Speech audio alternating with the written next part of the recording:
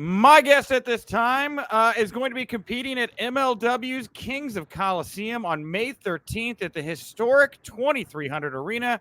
You may have seen him on WWE TV a time or two as well. It's Gangrel. Gangrel, thank you so much for taking the time to chat with me here today. What's going on, man? It's my pleasure to be here. I'm always looking forward to doing a little fanging and banging, especially getting back to Philly. I love wrestling in that arena. Dude, yeah, talk to me about it. Talk to me about your history with 2300. Any particular fond memories of that building? Yeah, when I smacked Tommy Dreamer in the head with a chair a few times. Yeah, I've had some wild brawls and some mayhems. I loved wrestling. I wrestled Hack Myers in there. Rest in peace. It was the same night that I worked Dreamer in there. My last time wasn't a very fond memory. It was a battle of the vampires. So I'm looking to go back, redeem myself, and spill some blood here with MLW. Okay, well, that's terrifying. Well, you've only been with MLW here like a handful of months. How did this come together? How did you becoming part of MLW start? Man, it's just the strange making there. I originally last year I was supposed to start, and my dates just couldn't match. They offered me all these dates, and I was already booked up throughout the year. They came back this year and said, "Listen, hey, we would like to do this. Come on in, and can you make the dates work out?" And I was able to make the dates work out this year, so it was great. So awesome, good. Man. Yeah, and obviously you're at your school right now. You've got the ring behind you. You want to tell everybody a little bit about your school real quick? Oh yeah, it's CCW, Coastal Championship Wrestling. I'm getting ready for a class right now. So we're down here in Pompano Beach, Florida. Got 3 rings, 18-footer, 18-footer, and a 16-footer over there. So, yeah, man, we're humming here. I got a private session coming in, training a few MMA people, and then I got about 40 other students. Training a few MMA people here. I guess I'll just jump in. Like, one of them is Paige VanZant. You are training Paige at the moment, correct? Yes, one of them's Paige VanZant. Although she's ghosted on me for a few days, but she'll be back in the mix. And then she's definitely one of them. And there's another lady. I don't think I can mention her name yet till she gets out of a contract she's in right now. But she's definitely looks like she'll be popping up somewhere in one of the big companies soon. So you're saying a top tier female MMA talent is currently training with you, but you can't tell us who it is. That's what I'm saying. That's not right. All right, fine. Dangle that out there.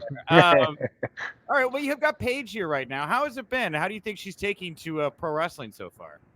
I think she's taking to it well. She's extremely athletic.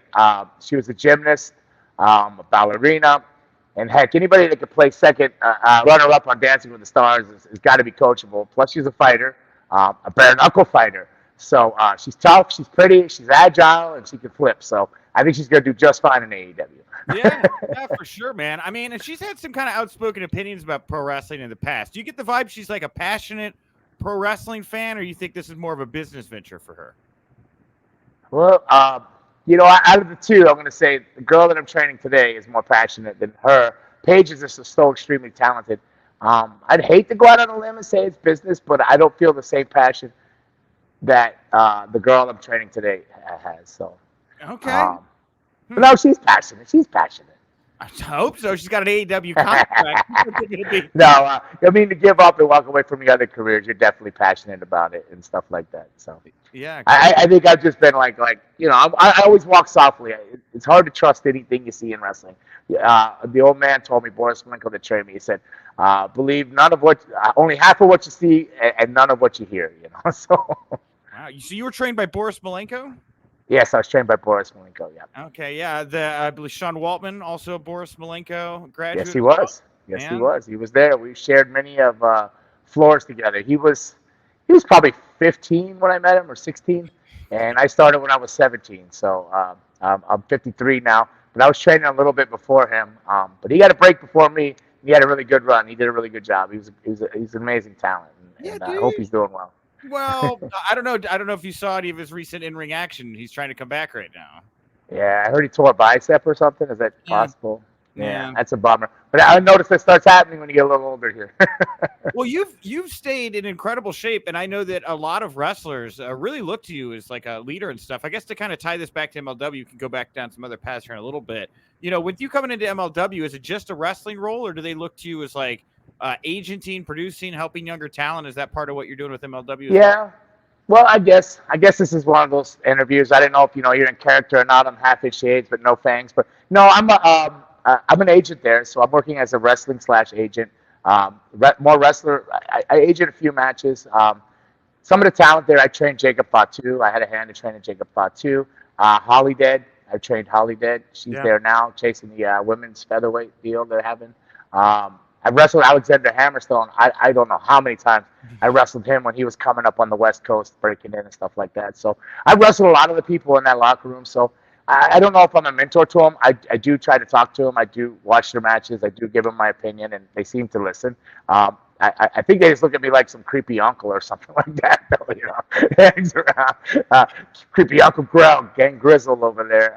But yeah, I'm also an agent too, so I'm getting used to the agenting thing. I've always been a wrestler, a working talent, but agenting, it's a little different, but I dig it. I like it. It's probably something I'll be doing more of in the future than wrestling as I get older here.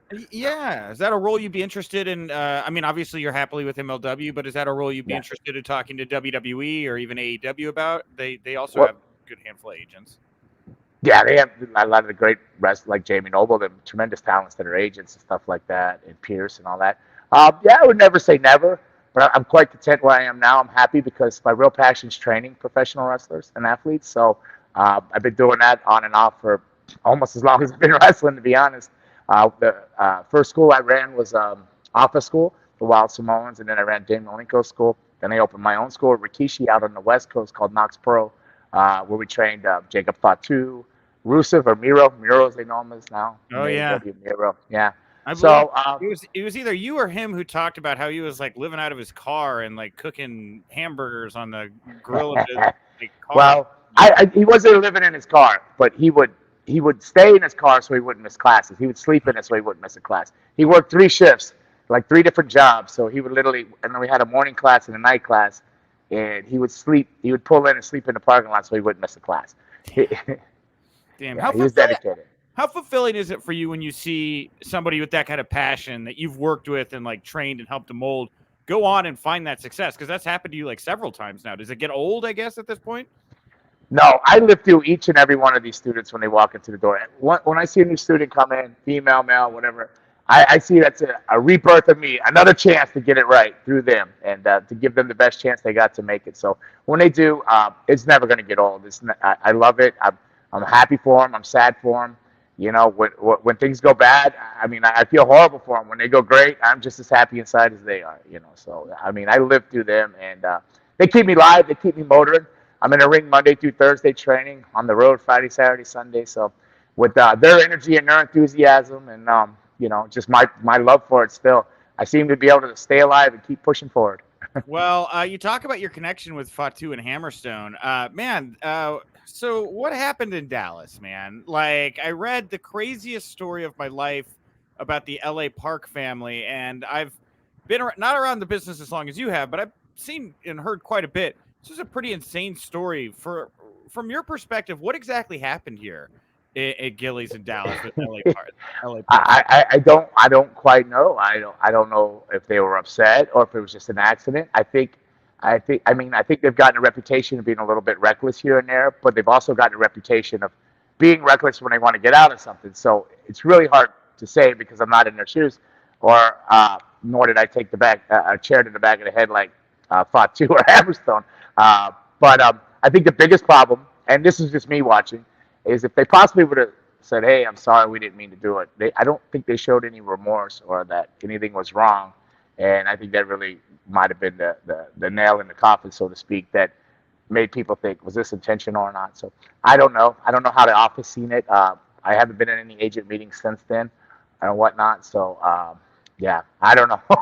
So for anybody who's thinking this is some kind of a work or something, this is not. This like is they're actually gone from the company, and this was not part of a wrestling angle or anything like that. Right? Well, no, it was no angle that I know of. I know he was generally Court was generally upset, and I could tell you Hammerstone was upset. And Jacob's just a Samoan. I don't know if a chair to the head really hurts a Samoan, but he was just like, he goes, I don't know, bro. I don't know what's up. I don't know. They were like, so, yeah, but I have no idea. I didn't even know till the next day that they were gone when they weren't there. So, yeah, I don't believe it's any angle, to the best of my knowledge.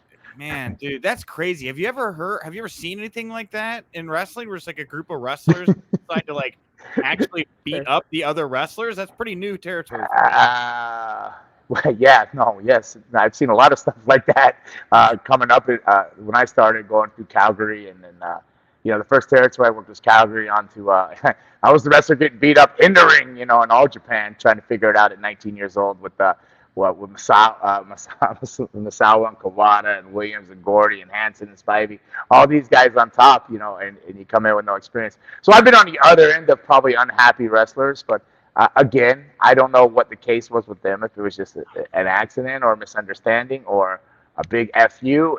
But I think the biggest thing was that they showed no remorse or accepted any responsibility that they hurt somebody. So I think that might have been the biggest problem, from my opinion and from my viewpoint. Wow, dude, that's crazy, man. So like looking forward here with MLW, what do you see? What do you want to be doing at Kings of Coliseum? I know you've been doing a lot with Holodead recently, who you said you've been training as well. Like, what would you hope to be doing here at the next big show? I don't know if it's been announced yet. It hasn't been announced, so I don't even know. I don't know. What I'm hoping to do is believe it or not, I still enjoy a bit of a no DQ type of hardcore stuff like matches and stuff like that. So I'm hoping for a really physical matchup with somebody. I don't know who it is.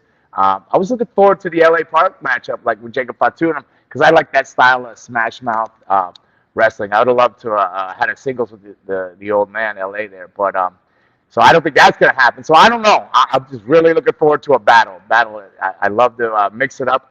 The last time I was in the Coliseum, I've had stem cell treatment since then. My back, I was struggling with a really bad back. I could barely walk to the ring, but I still went out there and worked Kevin Thorne, I believe it was. And so I'm looking to go there and redeem myself there for the Philly fans, because I love my Philly fans. Love them, love them, love them. And I'm looking forward to keep it on the good side of MLW office management there with performances. So I'm just really looking forward to wrestling and really getting out there and doing battle. Yeah, for sure, man. Well, a lot of fans I know, I think you've talked about this. They were sad that there was like a near kind of brewed moment in AEW, and I guess it kind of didn't come together there. Any talk about you still doing something with Christian over in AEW, or I guess Edge over in WWE? He's kind of got a brewed thing going right now himself over in WWE. Yeah, I had a podcast, and on my podcast, I was going, man, if I would see what's going on there, I'd put them together. And then at WrestleMania, that's what happened. I think it's cool. I don't know where they're going with it. I talked to Adam, but I haven't talked to him since right after WrestleMania Edge. What's going on? I don't like to ask too many questions. I kind of like to be surprised. I don't want to know. So if I go say something stupid on the podcast, like I leaked something or anything, not yours, but my own podcast, where I just tend to ramble on for content, like, blah, blah, blah. You just draw a blank and then you say things you're not supposed to say. But no, there's no reunions, no talks with Christian nor Edge. Although it'd be really cool to be like with Damian Priest and Edge. That's cool. I love how he's got like a mixed Brew Taker vibe with the raise of the chair and the fires and stuff like that. That was really cool. I was really stoked. I'm really happy for him. He's a really good dude. And from what I know of Damian Priest, all my interactions with him, the few conversations I have with him, he's a great dude. So I think they deserve each other in a good way, and I hope they do really good business, and I hope they do big things, and I hope they get like Rhea Ripley, and they get some really cool people in this faction and do some really cool stuff. Yeah, I think a lot of people want to see the Ripley thing, but dude, yeah, I could see you for sure. Like, I think Easy Pop is like OG Brood member, like stopping around, like because he's taking it in a different direction. This it's like you guys always kind of had a supernatural vibe, but he's going full Taker, like you said this time around with this thing. Yeah, I think maybe Taker to Hall of Fame. Maybe he tagged him out and said, "Hey Edge, take it for your last few years, man.